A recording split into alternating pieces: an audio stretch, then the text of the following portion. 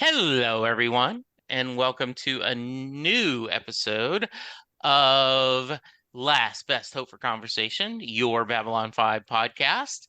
I am in the CNC with Karen, Hello. Lou, Hello, everyone. and I am Jesse. Today, we are getting close to finishing season 3, episode 20, and The Rock cried out, "No hiding place." Originally aired October 14th, 1996. I had said that I thought the remaining episodes of this season were all pretty significant and pretty entertaining. Did I mislead you, Lou?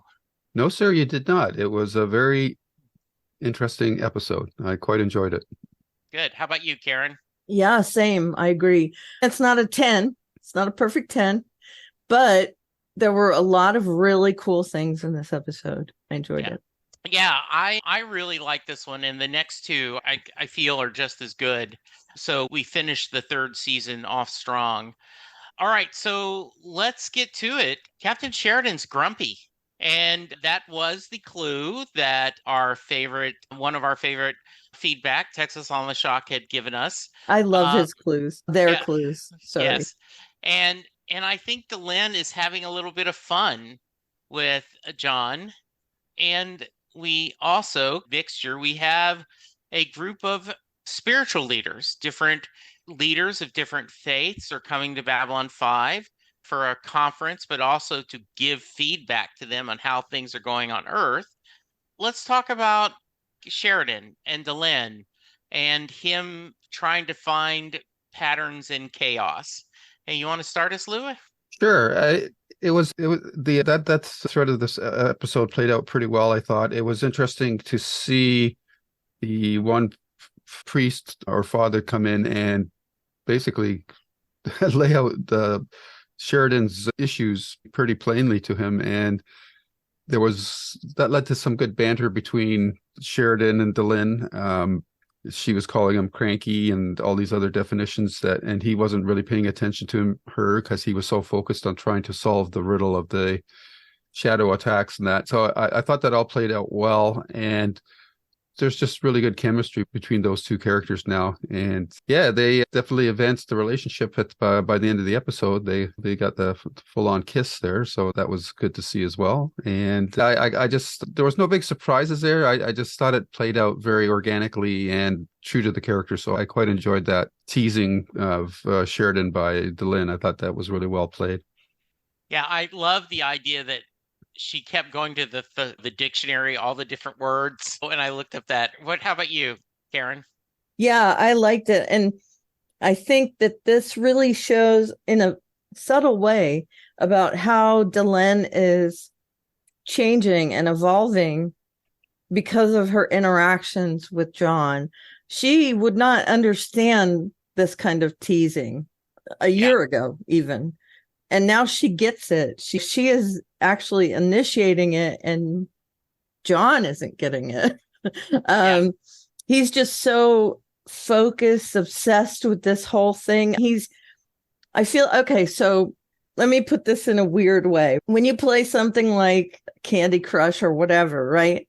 If you play it enough, you go to bed and you dream about playing Candy Crush, right? Sure. Or Tetris or whatever it is that you play. If you play some word game, you're always putting words together in your brain at night, trying to wind down. And I feel like that's what Sheridan is doing, is that he's automatically it doesn't matter what time of day, what he's doing, he's running over scenarios in his brain. Now, that makes a good commander because you're thinking it through. You come up with these scenarios. You can also be out of the box where you're thinking enough that you like connect things together and it makes a different kind of play. But it also makes a bad commander because you're so obsessed that you're not seeing the big picture. You're seeing little details, you're putting those together, and then the big picture sometimes escapes you. So he needs to slow down, have this free time, have downtime, turn his brain off. And she is not getting through to him in the beginning. She's he's just oblivious to her teasing. And she doesn't get frustrated, which is the cool thing. She understands. She goes, I get it. You're not paying attention to me. And I really like that it's showing that side of her, that she is, and I hate to say this because she's, she's her own thing. She's Minbari, but I feel like she's becoming more human. And I put that in air quotes. We know that she's at least part human from that transition she went through, but right. I feel like her brain is becoming more human now, where her interactions make more sense. And I love that. And I love how they play off each other too. Yeah, I think that's a fair statement. And I like the Reverend talking to Sheridan over tea, and him and Sheridan getting so angry. Mm-hmm. No, because he cares about her so much. No, she has enough on her plate. And I thought the story about his girlfriend at the time, now wife, cleaning his apartment, it is easier to clean your apartment than it is mine, because then I get this double thing. And I thought that was really good advice for John, that he needs to unburden himself. And immediately, right, he's, what, I'm supposed to turn this over to God? And he's, no, I ain't talking about God, just your partner. And he could tell. So I love that little scene. Yeah, I just wanted to add to that whole thing, like the burden of command. A lot of times in real life situations, people have personal issues or whatever, and they keep it to themselves and they try to solve it by themselves. But it's really important, and I know for some people this is difficult because for whatever their situation is, they might not have that person in their life. They might be a loner or whatever. But you see it time and time again in shows like the original Star Trek. Kirk had Spock and McCoy to unburden himself with. So far in Babylon 5, Sheridan hasn't really had that. I think he does it a bit with Susan, but I'm a little, and I still think that she could have been a go-to for him as well as beyond Delin. But for this particular relationship, it works out well because they both have, like, she's the leader of the Rangers now, so they're both carrying these big responsibilities. It's just it works perfectly for them to be able to lean on each other, and instead of carrying the burden by themselves.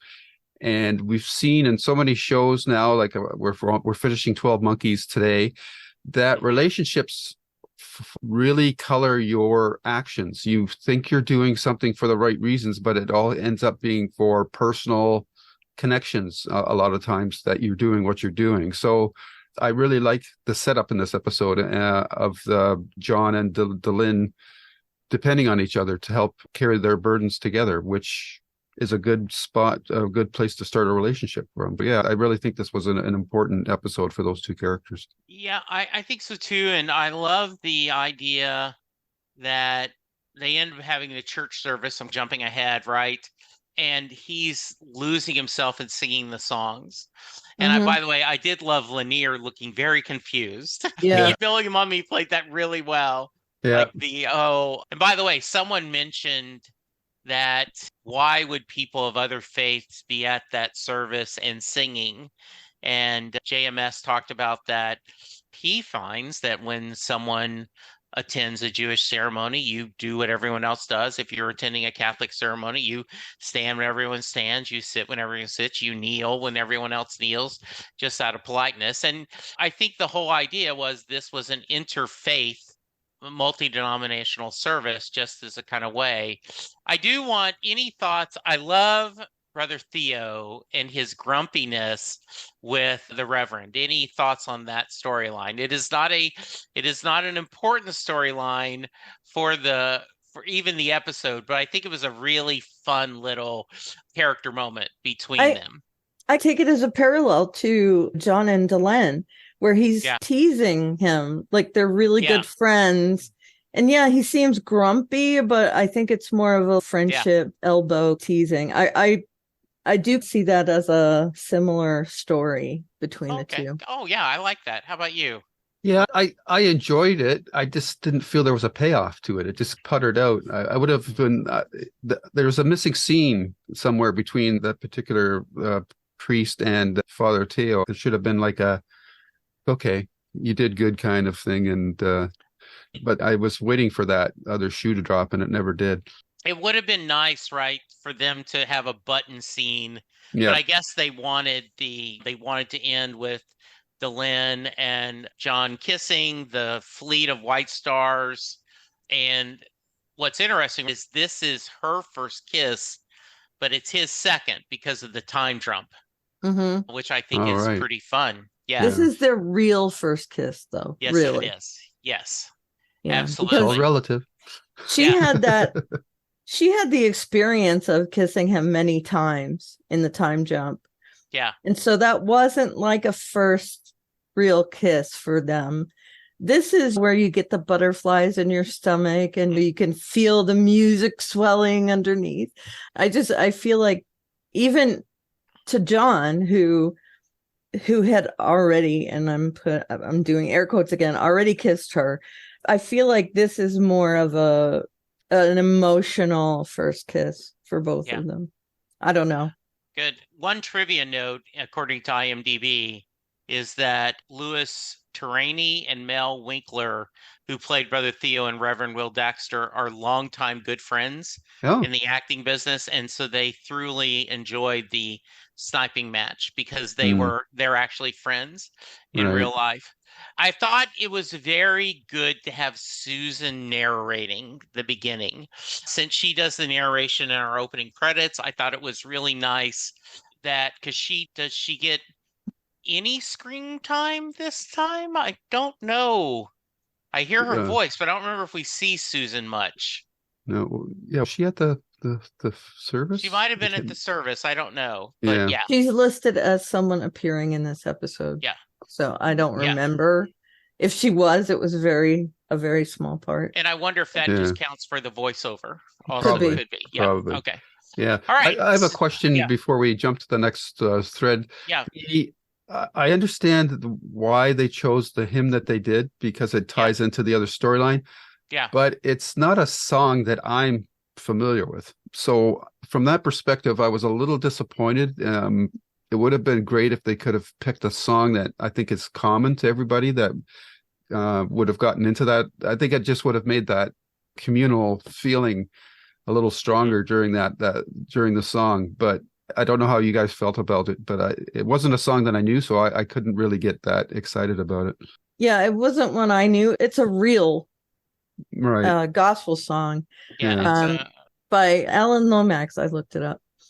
But I had never heard it before. I thought it was good that they went with something new. I can see where you would be like disconnected from it a little bit. But I liked it because it went with the action that was happening in the other, on the flip side, the Refa side. I also want to mention something since we're probably moving on from it, but I've been to many different denominational services. I grew up in the church.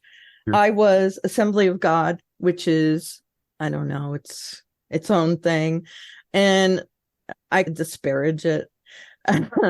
But I also went to I moved to a different kind of church when I moved to Virginia. But I've also been to Catholic, Southern Baptist, regular Baptist, and they're all so different. But I will attest to the fact that I joined whatever was going on. If I could, I would sing along. I love singing in church, especially for some reason. It's just, you have a connection to the song when you sing it. And the Southern Baptist service was amazing. People really get into it. And it made me feel, and this is hokey sounding, but it made me feel the spirit of what was happening in the church. Yeah. I'm not going to get into how I feel about things, but I really did love being a part of it. And most every church that I went to was happy to have me join with them. Sure. So I love that they showed that side of things in this episode, that everyone was singing along. They all were happy to be there together. And this is not the first time we've seen religion in Babylon 5. So I appreciate that they're showing different sides of it. The Southern Baptist service, I thought was very cool to see. I liked seeing Father Theo again from a religion kind of perspective. I thought it was really cool to see this service. Yeah, I did too. I liked it, and it was nice to see them. And I assume it is an old spiritual. He picked it for he loves that duel, that feeling. And I guess several people mentioned Cabaret as one of his favorite films. Mm, And there is that often that the thing between music and bad things happening yeah. in Cabaret. So yeah. Yep. Okay. It's Go ahead. used in other places, but Sure. yeah, in Cabaret, it's a pretty big deal. Yeah. All right. I'll come back to that later. All right. So Londo has decided that it's time to get rid of Jakar. And so he says to Veer, you've got to go tell him this. And then once he gets there on Narn, they're going to be able to take him. And Londo kind of forces Veer to do this. Veer is not happy.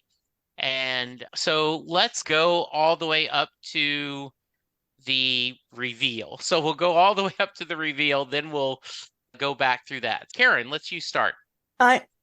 One of the things I think is on the down low in this is how depressed Veer is by all this. Yes. He does some things in this episode that are almost disturbing on his front, not the stuff that he's told to do, but he is despondent that these things are happening and that his boss is doing them. We know he's already shown that he's not happy with the things that Londo has done. And I feel like he thinks this is a step too far, but he has made this pledge to do his job. So he feels like he's forced to do it, but he is really unhappy about what he's being told to do. I get the whole trope of, I couldn't tell you the truth because you needed to look genuine. That's a thing that's used over in a lot of different things. And I understand that motivation. And I can see Veer does wear his emotions, and he doesn't really have a good poker face. Londo does. So him telling Veer this side of things in order to get that other thing to happen, I understand it, but it really took a toll on Veer in this episode. And I feel like that he's redeemed in the end, as in his actions and how Veer feels, that Veer is ready to forgive all that, except I think there's going to be some lasting repercussions there. He feels a little betrayed, even though he gets it. And I was really affected, especially the second time I watched it, with seeing how he was used, how Veer was used. So I understand the motivation. I see that it was probably correct on Londo's part to do it that way, because otherwise he would have given himself away. But there's no other way for him to do it. Veer, they know Veer's motivations. That's the whole thing. They know that he's been sympathetic to the Narns, and so that lends him credibility when he goes to do all this. But he also has duties, so that he's really the perfect person to do it. And I feel like I see him backed into that corner. He doesn't want to do it, but then he does, and then so that was the part of the story that was kind of heart-wrenching for me. But I think it was really crafty of Londo to have this plan thought out. We know that he and Refa they've been colleagues, they've been trusted allies, and then Refa betrayed that in a big way. And they've turned it into hate and wanting to see each other dead, essentially. And from this whole thing about war is told by the side of the victor, but both sides think they're right. I think Refa really thought he was right in what he was doing. He's not, obviously. Yeah. He's the Hitler of this story. And I think Londo realized that, and realized that he had to get rid of this guy if his conscience was ever going to be cleared a little bit. And I think it was really crafty. He was definitely playing chess here. Yeah. And it shows that he's a master of this kind of game playing, setup and delivery kind of thing. And I thought it was a good move for him to use Veer, but sad. Yeah. Lou, your thoughts, and then I'll share what I've heard. Okay. Very interesting storyline. A lot of twists and turns. I really thought that Refa was going to put one over on Londo up until that reveal of that holographic message that he had recorded. It also, the storyline also, as Karen said, it points out Londo's ruthlessness, and it just makes him that much of less of a sympathetic character to me. Whatever good feelings I may have been harboring towards him, everything he does keeps pushing me further and further away from him. I hated what he did to Veer. Yeah. And it's basically, he set him up for mental rape is what that action is. I don't care how skilled the telepath might be, it's still an invasion of somebody's personal space. Basically, he had Veer raped to carry out his plan, which it just doesn't sit well with me at all. And I'm a little surprised that Refa didn't call in. Is it Morden? That's yeah. I'm surprised that he didn't call him in to help out with eliminating Londo, but I guess they both wanted to carry it off in a way that they could take the credit for it, and they wanted to manipulate the events to make it politically advantageous for them in currying favor with the Emperor. So I understood why they kept out of that, but it was a definite surprise how things turned out. I'm really curious what Jakar's feelings about this is going to be, because he was used as well. Yeah, he's happy, obviously, that they've got the guy that orchestrated the attack on Narn, but he's got such a deep-seated animosity towards Londo as well. That it will be interesting to see how that's going to play out. And I don't know if he was privy to this plan up until the point where the message started to play. Was he just a surprise? He didn't seem to react. Like I was waiting for some sort of reaction from him, but he was very like, this is the way it was going to play out kind of thing. My feeling is that he was aware even before Veer went to him. Okay. I believe this was based on just the way everything played out. Okay. And then also, in my mind canon, with Londo freeing all those Narns was the bribe he gave Jakar to go along with him. Okay. That was the ante. Not only do we get to kill this guy that I can show you as the one who destroyed your planet, but I will raise you X amount of Narns now free. Okay. And that makes sense. Yeah, that's in my mind is how I do it. I did want to ask before I go back to you, Luke, I want you to finish your thoughts. Were you surprised, Karen? Did you suspect the double cross at all? I didn't know what was going to happen, to be honest, but having this happen blew my mind a little bit. Yeah. I honestly didn't see this coming at all. I knew, watching television and knowing all and I'll say it again, tropes, that Refa was going to bite it at some point because he's the bad guy. But I was surprised not only that it was this early, I thought maybe it would be further in the war, but that it was this kind of chess match between he and Londo, and Londo using the Narn against Refa was, again, a surprise. I think he realized that they were a valuable asset in this. He used a lot of people in this plan. I don't think Jakar knew. That's just my opinion.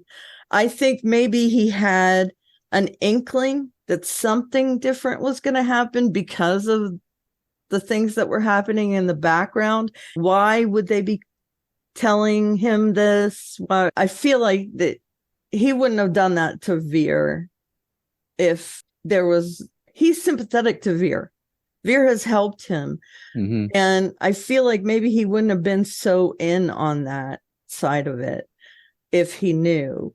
And that's just my opinion. But I could be completely wrong. I see where you're coming from as well. It didn't even occur to me that could be, I'll go along with your plan because you want Refa dead, but you got to give me this too. That makes a lot of sense. But Yeah, Just in my mind, he was surprised. I'm leaning towards Jesse's interpretation because Jakar was so calm. But the other thing they could have done is at some point in the episode, they could have, after this had happened, maybe they could have said that they knew that Natoth was actually dead and that they had proof or whatever, but they never referenced her again. So I don't know if that character is truly dead or not, and maybe that's why they didn't reference her. But it was, he's there. Why didn't Jakar was there? Is he not even going to try to do a little investigation as to whether or not Natoth is alive or not? I was surprised that thread was left hanging. Yeah. I'm looking at this, and according to, I'm looking at the Lurker's Guide, which of course people ask him, and why did Jakar help Londo? And it said, will you combine the release of 2,000 prisoners, many of which were likely resistance fighters, and the payback to the one who orchestrated the bombing of Narn? That adds it to a pretty good incentive to get Refa even without Londo's presence in the deal.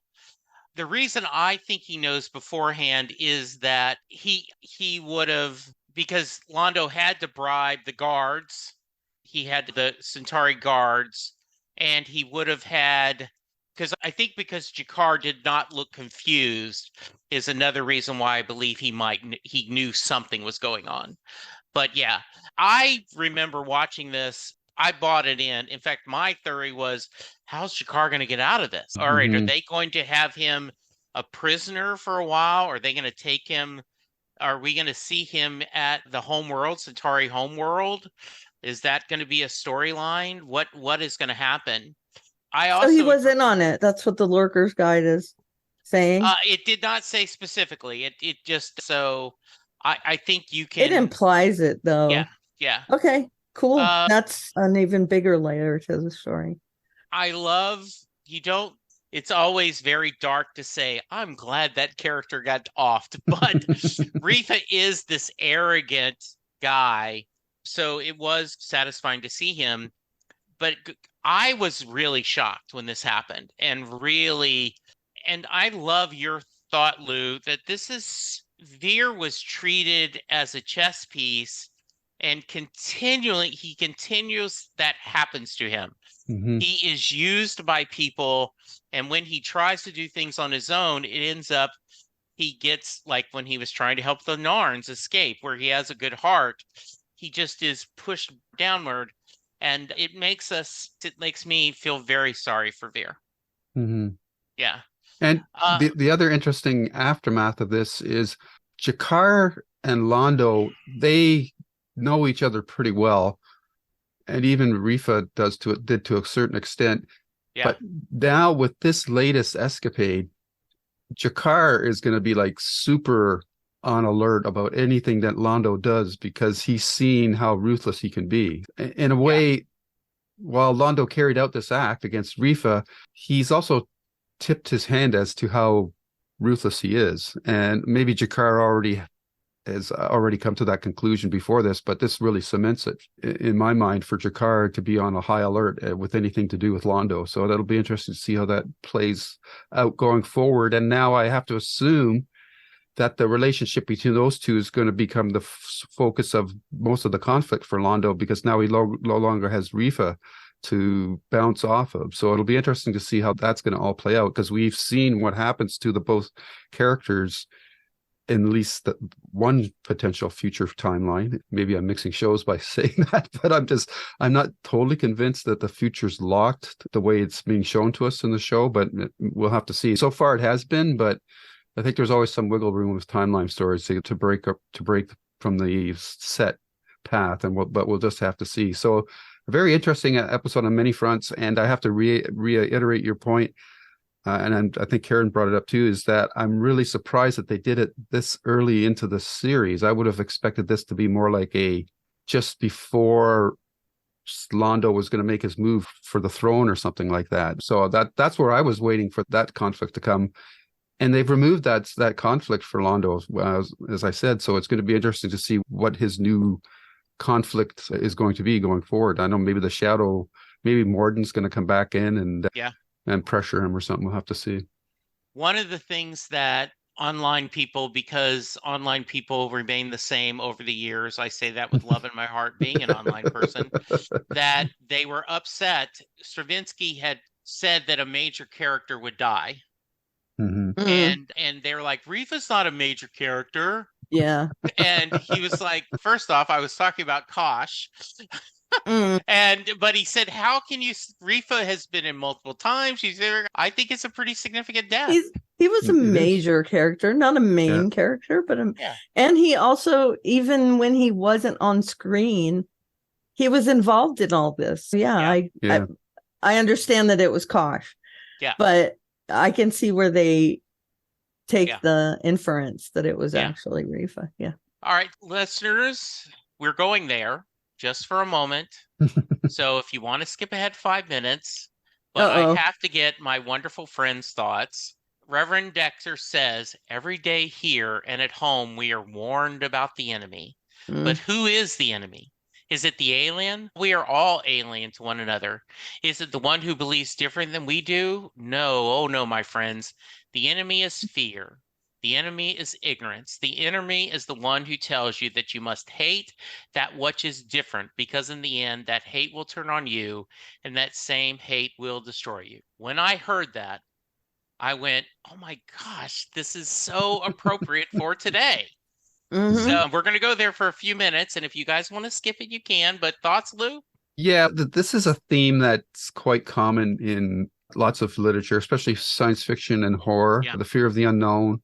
Like I could think of, if we go back to the original Star Trek, The Devil in the Dark, the Horta episode, where this thing is a monster, and then they find out it's a mother protecting its eggs, stuff like that. And it's a theme that's quite often portrayed in various dramas, like wartime movies and whatnot. And this is the thing that always gets me about this kind of stuff, is this us versus them mentality is so prevalent, and it's been super reinforced with social media.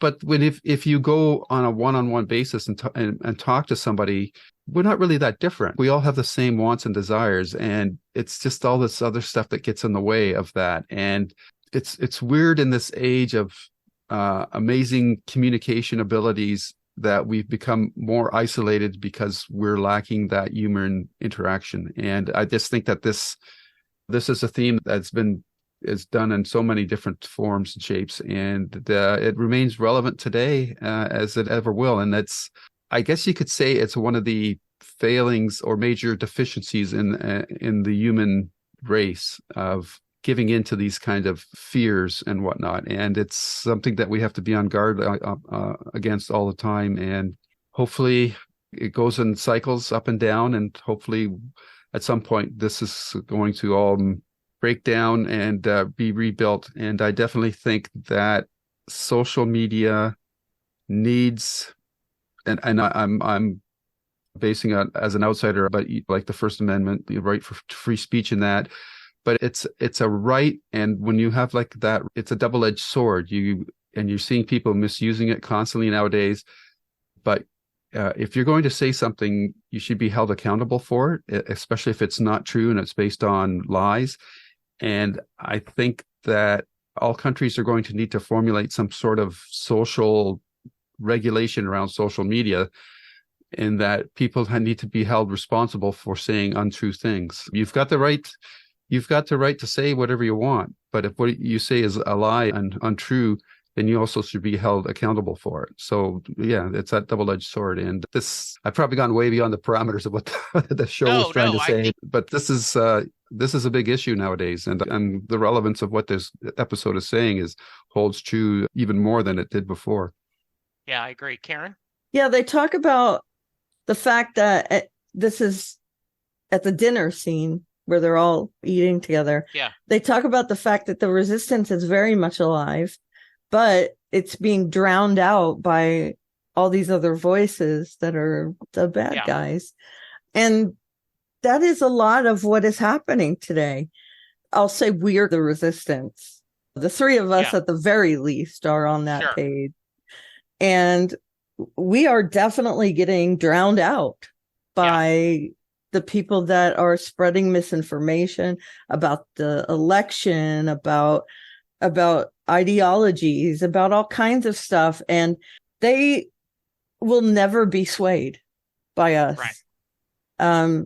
I'm hoping we will never be swayed by them. And I'm not talking about the three of us in this case. I'm talking about overall. But there's no way they will ever change. And they're passing it on generation to generation, which scares me. Yeah. And I feel like that's an implication from this. In this show, the whole story with Anderson Cooper, where he and his colleagues at CNN tackle one event in history and talk about how it needs to be combated, how it needs to be supported. It's all these different things. One of them is social media and how it affects children. And that is it's a sore spot for me when it comes to social media, because people can get to children so easily on social media, and they can use it for really bad things. There are a lot of young people that are being used, being trafficked, being demoralized and blackmailed to the point where a lot of them are committing suicide. And there are ways to combat that, but the companies, and the one that's the major case in the episode I saw is Instagram. They don't have anything to really combat like adults DMing children. They don't really regulate that. And there are ways to do it where you shouldn't be able to DM a kid if you're an adult and that kind of thing. But that really scares me. And I feel that those issues are being tackled in a way that, and we didn't have social media back then. So again, it's prescient, but they're talking about it in a very obscure kind of cloaked way, but it gets his message across what side he's on. And I do that part of Babylon 5 a lot, that he shares his ideology, shares the way he thinks about things. And I think if we're going to get through to anyone who believes things that are incorrect and that are almost criminally incorrect, that maybe they see it through television or a movie and it sinks in. I feel like that's really the only way. They're not getting news from any source that's not in their mindset. But they are like watching superhero movies and science fiction and stuff like that. And I feel like that's the way we need to get through to them. And in this case, they're doing it differently, but they do have ways that they're trying to get their point across, their networks and all that. And I love that they're showing that that's such a big part of society is misinformation and all that. So I have rambled on and I'm sorry, but nope. I do like that. That's exactly what I wanted. I just thought that was very well said by JMS. All right. What's the countdown to Z? Indeed. Yeah. Good Any question. Speculation? I assume it's the start of the war, outright war with the shadows, but yeah, that's what I assume too. Okay. I would think that it's something that we know already, shadow or whatever. Okay. But I want to know what it is. Okay. Good. All right. I get that that's what it is, though. Really, that it's the countdown to the actual conflict beginning in earnest. And can we talk about the ships? Are we going to talk about the ships? Yes, let's talk about the ships. I was about to ask anything else you guys want to talk about. That is awesome that they have more white stars. That was quite a reveal for Delin. And it also reinforced this kind of, we're in this together, you and me. And God, I love that. That was awesome. I also think it gave a little bit extra credence to why Naroon was a little upset about her taking on, because now then she has not only an army of the Rangers, she has a fleet of ships. Yep. But that's a Ranger thing, right? Yes. So if she's in charge of the Rangers, then it's all part of the deal. Yeah. And they're gonna need a lot more telepaths. Right? Yes. Yeah, we saw them recruiting. And we saw one being used in this episode, even though it was used poorly. Yeah. We do know that there's lots of races that have telepaths now. And that was the thing that we were speculating about. And I love that we find out that there are lots of races. They do need to recruit more, but my fingers crossed. I did love the idea of, okay, you're going to this ship, be careful of their water, right? And then, and it appears that every telepath comes with a free, no extra cost, a Narn as their bodyguard. Yep, that's awesome. Yeah, I thought that's really nice. And it shows how involved Jakar is becoming. Yes. As well. It is, yes. Yeah, I just think it's pretty cool. I love her line, she was never meant to fly alone. Yeah. Anything else we need to talk about in this one? I asked you about the sea. We talked about the story. Does Lou have anything to say about the ships? Yes. That was a nice reveal. Of course, the pragmatic side of me is wondering how were they able to build so many ships in such a short time? But you just go with some story points you just go with. I wonder what all these ships are called. Are they all called White Star? Are they also White Star 1, White Star 2? I don't know. We'll have to see how that plays out. The other thing that if I was Jerry Doyle, I'd be pretty upset with my role in this third season because he's been relegated to some side stories. All this stuff has been side story stuff pretty well. And his participation in this episode was pretty poor. So I don't know how he was feeling during this season. I hope things improve for him in the following seasons because right now he's been relegated to a side character and a supporting character when he's listed as one of the big stars of the show. It's very strange. And maybe that was just accidental because of how they wanted to build the Sheridan Delin relationship. But to me, Garibaldi would have also been a good alternative for Sheridan to unload some of his thoughts and responsibilities upon. Yeah, I'm very disappointed with what they're doing with Garibaldi so far this season. Agreed. I agree 100%. And he's one of the characters we really like. So it's disappointing on that front as well. Yeah, I agree. I don't think he has a lot to do. I think that improves as we go forward. But I wonder if the actor did come to him and say, hey, Joe, what's the deal? I'm not a telepath. Give me something to do. Yeah, exactly. What's his role in all this? We know he's on the War Council, so where is he going to slot in? Is he in charge of all the security, all the Narns? Maybe he'll get his ship, his own White Star. Yeah, that'd be good. We know he's a pilot.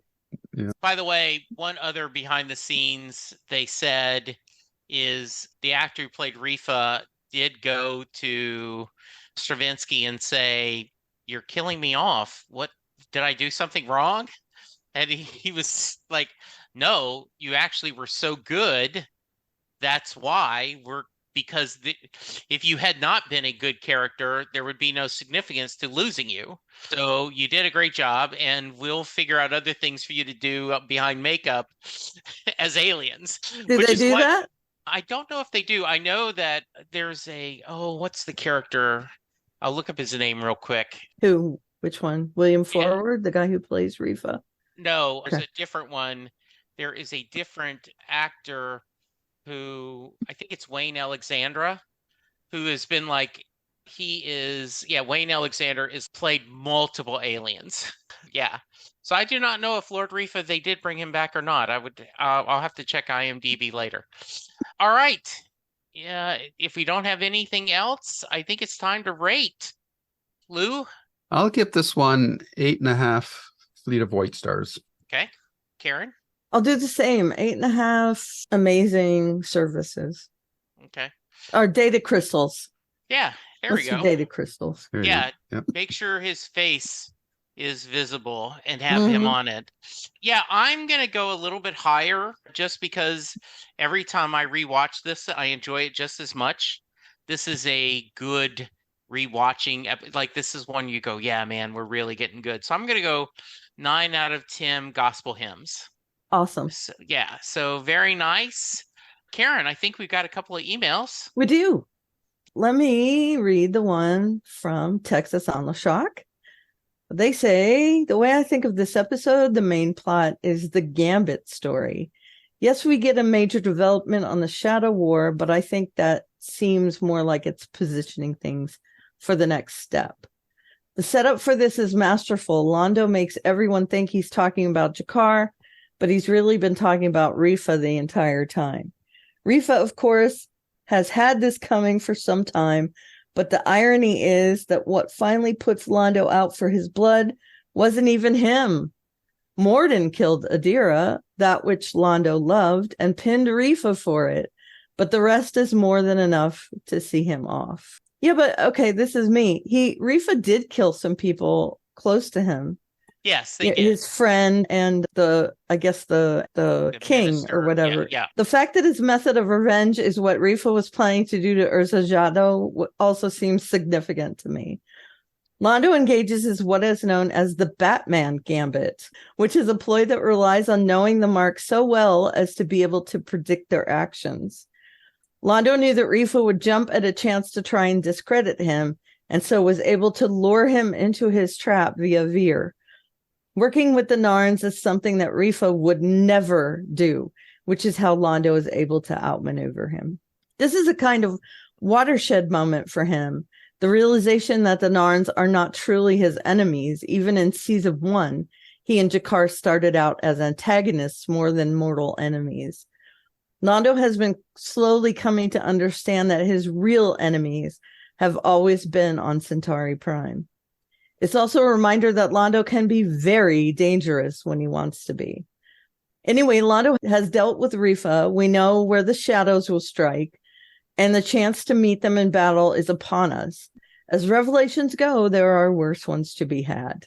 Okay, as far as revelations go, is that the thing? There are worse ones to be had. Okay. This is the Texas Animal Shock signing off until Zaveni and Valens. Yeah. Oh man, I want to figure out it.